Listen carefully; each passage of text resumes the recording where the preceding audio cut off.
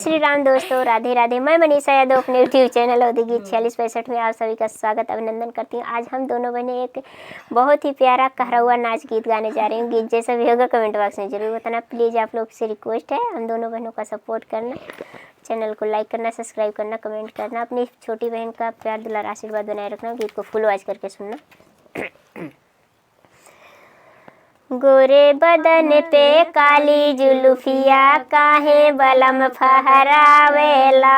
गोरे बदन पे काली जुल्फिया काहे बलम फहरावेला। सोने की थाली में जेवना बनायो काहे बलम नहीं जेमेला। जेमई का होय तो जेलिया बालम काहे जिया तड़फावेला। जेवई का होय तो जेलिया बालम काहे जिया तड़फावेला। गोरे बदन पे काली जुल्फिया काहे बलम फहरावेला। झाझर गेड़ुआ गंगा जल पानी काहे बलम नहीं घूटेला। झाझर गेड़ुआ गंगा जल पानी काहे बलम नहीं घूटेला। घूटे का होय तो घूट लिया बालम काहे जिया तड़फावेला। घूटे का होय तो घूट लिया बालम काहे जिया तड़फावेला। गोरे बदन पे काली जुल्फिया काहे बलम फहरावेला। लौंगा इलायची कबीरा लगायम काहे बलम नहीं कूचेला।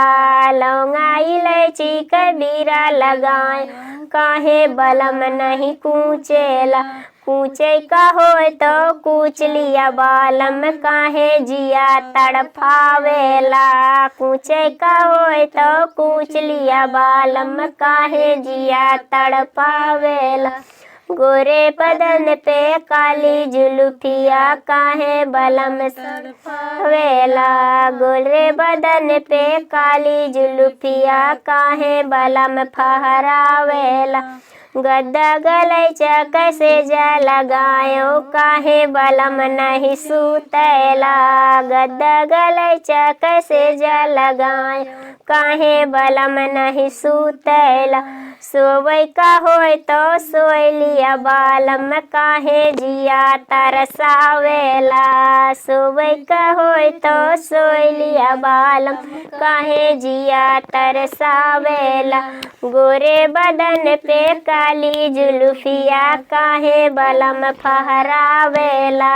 गोरे बदन पे काली जुल्फिया काहे बलम फहरावेला।